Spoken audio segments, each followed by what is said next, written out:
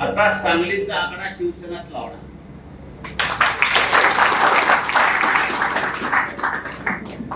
एक नंबरचे खोटारडे लोक आहे भारतीय जनता पक्षाचे. आणि नरेंद्र मोदी हे त्या सगळ्या खोटारड्या लोकांचे सरदार आहे. माणसानं किती खोटं बोलावं. एक माणूस सतत 10 वर्ष खोटं बोलतो. चंद्रहार तुम्हाला डबल महाराष्ट्र केसरीचा पुरस्कार मिळाला. जर जगामध्ये ऑलिम्पिक स्पर्धा झाली, कोण जास्त फेकतोय, कोण जास्त फेकतोय, तर या फेकाफेकीच्या खेळाला ऑलिम्पिक मध्ये आपल्याला समाविष्ट करून घेता येईल का, यासाठी तुम्ही पार्लमेंटला गेल्यावरती प्रस्ताव मांडला पाहिजे. आणि जर तसा प्रस्ताव मंजूर झाला तर आपल्या देशाच्या माजी पंतप्रधानाला, माजी होती, ते एखादं सुवर्ण पदक आपल्याला देतात, तर या फेकाफेकीच्या खेळाचा सुद्धा आपण बहुमान केला पाहिजे. 10 वर्ष एक माणूस इतक्या जलद गतीने खोटं बोलतो, इतक्या फास्ट, कोणाला शक्य. आता ते वरचे खोटे बोलतात, तू सांगलीचं खोटं बोलतात. आता सांगलीतले भाजपवाले खोटं बोलायला लागले, म्हणून भाजपला प्रत्यक्ष मदत करणारे इकडे आपले मित्र पक्षाचे लोक खोटं बोलायला लागले. असं हे व्हायरस आणि व्हायरल होतात. सांगलीची जागा गेल्या 10 वर्षांपासून काँग्रेसकडे नाही. इथे पत्रकार मंडळी बसलेले आहेत, ते मान हलवत आहेत. बरोबर बोलतोय ना मी. 2014 इथे काँग्रेसचा दारुण पराभव झालाय. ते सुद्धा आमचे माननीय वसंतराव दादा पाटलांचेच नातू होते आणि आम्हाला ते अत्यंत वाईट वाटतं. या सांगलीमध्ये दादांच्या वारसदाराचा, दादांचा नातवाचा पराभव होतो कसा. तेव्हा जरी ते भाजपचा जिंकला असला तरी दादांच्या नातवाचा पराभव झालेला आम्हाला, आम्ही अस्वस्थ. 2019 साली इथे काँग्रेस निवडणूकच लढलेला नाही. लढलाय का?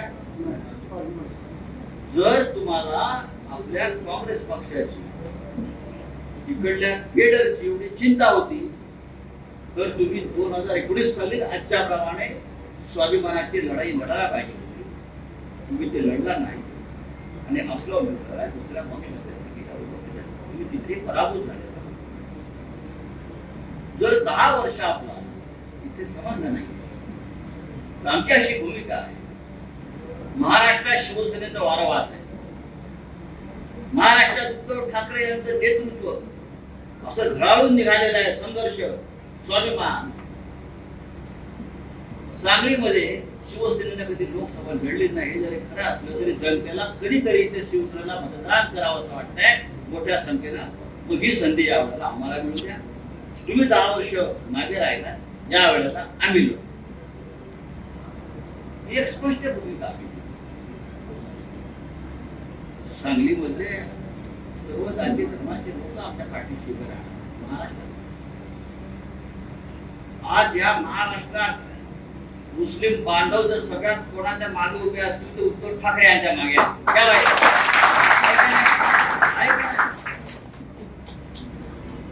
या महाराष्ट्रामधले मुस्लिम बांधव सर्व जाती धर्माचे लोक हे उद्धव ठाकरे यांना आपला नेता मानतात, आपला कुटुंब प्रमुख. तुम्ही सांगू शकता तुमचा कोणता नेता आहे की ज्याला तुम्ही कुटुंब प्रमुख इकडले सांगलीकर मानायला लागता? नाही. पण हटवादीपणा करायचा, काहीतरी कार्य करायच्या. मला गंमत वाटते, विशाल पाटील त्याला संधी मिळायलाच पाहिजे आणि भविष्यात त्याला संधी मिळेल ती आम्ही मिळवून देऊ असं आम्ही वारंवार सांगतो. त्यांचं फार गमतीशीर भाषण मला ऐकलं की माझ्या विश्वजित गजरे पायलट आहे आणि मी त्यांच्या विमानात बसलोय, ते विमान माझ्या कुठे उतरवतील तिथे मी उतरायला तयार आहे. आपण काँग्रेस पक्षाची वसंतदादा पाटलांची वारसदार, तुमचं विमान भरकटलेलं चालेल का? आपण काय बोलतो? खरं म्हणजे 2019 साली आपलं विमान स्वाभिमानच्या धावपट्टीवरती लँड झालं, ते टेक ऑफ झालं नाही, ते तुमची भरकटलं.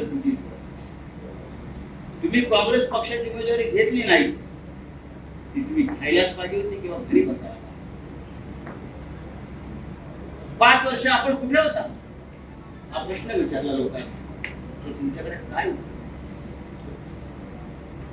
अचानक जेव्हा आम्ही जमिनीची मशागत करतोय महाराष्ट्रामध्ये, आम्ही पाणी घालतोय शेताला, आम्ही संघर्ष करतोय, या महाराष्ट्राचा स्वाभिमान, अभिमान, अस्मिता, मराठी माणूस,